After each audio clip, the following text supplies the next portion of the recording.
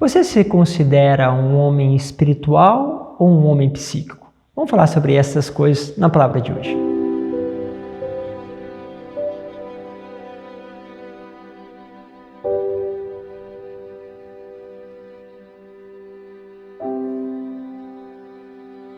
Em nome do Pai, do Filho e do Espírito Santo. Amém.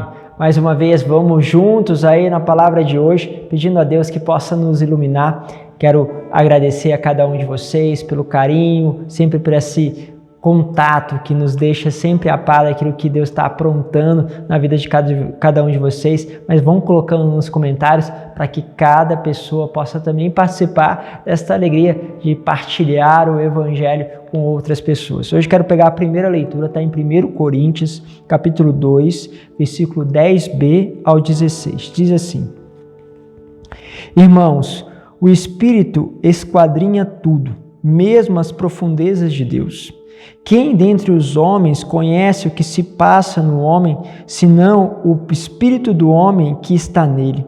Assim também, ninguém conhece o que existe em Deus, a não ser o Espírito de Deus.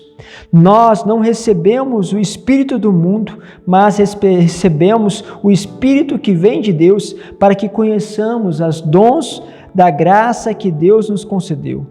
Desses dons também falamos, não com palavras ensinadas pela sabedoria humana, mas com a sabedoria apreendida do Espírito. Assim, ajustamos uma linguagem espiritual às realidades espirituais.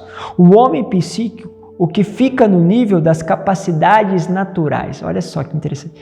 O homem psíquico é o homem que fica no nível da capacidade natural. Então, o que acontece?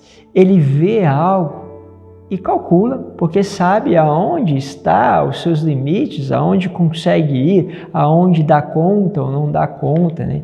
Então, quando você começa algo, você analisa, vê se tem condição, se tem financeiramente condição de levar à frente aquele empreendimento, se tem pessoas para te ajudar, aquele relacionamento, você calcula se dá para você suportar, dado as suas dificuldades ou não, aqueles inconvenientes que estão acontecendo no seu namoro, na sua amizade, tudo isso é o homem psíquico, ele tem essa capacidade natural, né? Ele consegue fazer bons planos, né? Planejar as coisas, compreender, né? São homens realistas, né? Quantas vezes eu me coloco aí, né, como uma pessoa realista, né? Olha, temos que calcular as coisas, ver se damos contas. Então, este é um homem psíquico que vai se baseando segundo a coisa natural, né?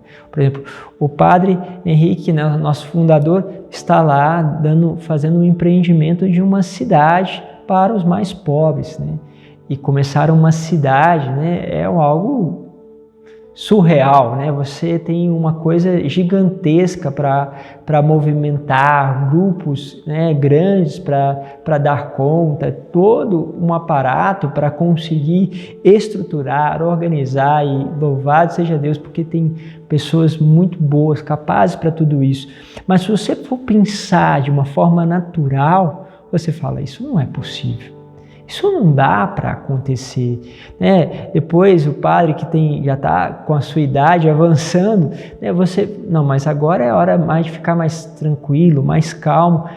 Então você, né? A gente fala assim, a gente está indo para o nosso aposentadoria mesmo. Olha, na vida religiosa, na vida com Deus, não tem essa de aposentadoria não, mas nós vamos às vezes pensando um pouquinho nisso, né? Vamos ficando mais velho, vamos que freando um pouquinho, porque naturalmente nós não temos a mesma capacidade de quando tínhamos 20 anos, então é normal que se pare um pouco o ritmo. Então você, pensando assim, você não vai acelerar o ritmo na hora que você deveria parar. Mas o que acontece? Quando eu penso isso, ok, está certo, é compreensível, isso é humano, é natural, mas isso é o pensamento do homem psíquico. É o homem que, baseado nas suas condições naturais. O que é o homem espiritual? Ele está percebendo o que Deus está pedindo para ele. E porque Deus está pedindo a ele tal obra, tal finalidade, ele vai, ele faz.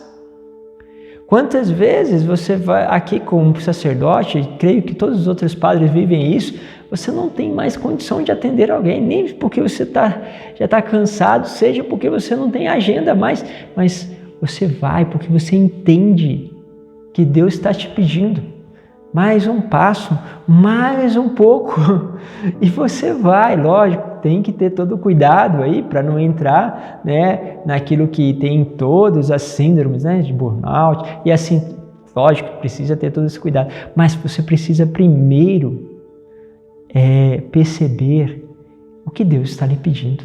Porque o que acontece? A graça acompanha aquilo que Deus lhe pede. Eu costumo dizer o seguinte: os santos dormiam quase nada. Se você talvez pegar e quiser imitar um santo dormindo 2, 3 horas por dia, vai dar alguns dias, nós vamos estar tudo estrupiado.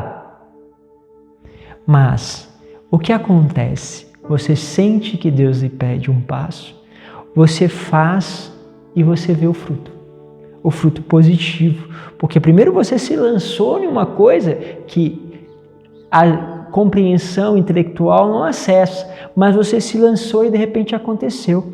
Às vezes em caso de doença, a situação está tão adversa que o homem psíquico sabe, olha, aqui não vai dar mais conta, a vida agora vai se esvair. Mas um homem espiritual, ele começa a pensar as coisas de Deus, o extraordinário que Deus está movendo, que Deus está fazendo, e acredita na cura. Pode ser que ela venha a ocorrer ou não, mas ele tem um olhar que ultrapassa a dimensão natural das coisas.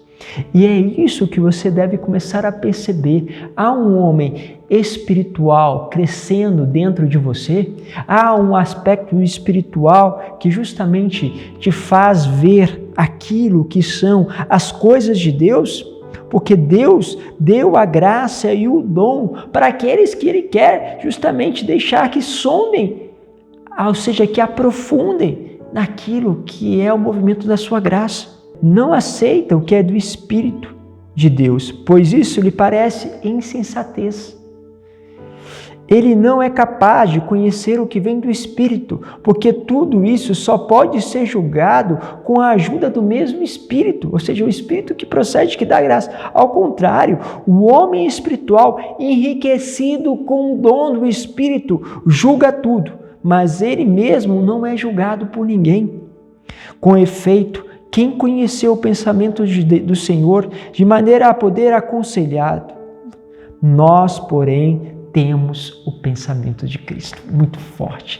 Nós, porém, temos o pensamento de Cristo. Pensamos de forma extraordinária, pensamos em aspecto que nós percebemos que Deus se move e aí acreditamos em coisas que os outros já largariam mão.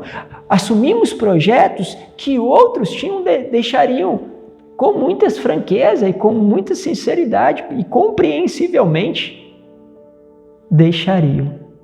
Por isso que é difícil saber se uma pessoa às vezes está sendo louca ou santa. Se aquela pessoa, na verdade, está sendo movido por uma determinação sobrenatural ou é impulsos de vaidade. É difícil, mas aquele que está sendo movido já não julga, porque ele já começa a conhecer as realidades de Deus e apenas se lança. Oxalá, quem dera que todo homem fosse assim, homens espirituais. Deus vos abençoe, Pai, Filho e Espírito Santo. Amém.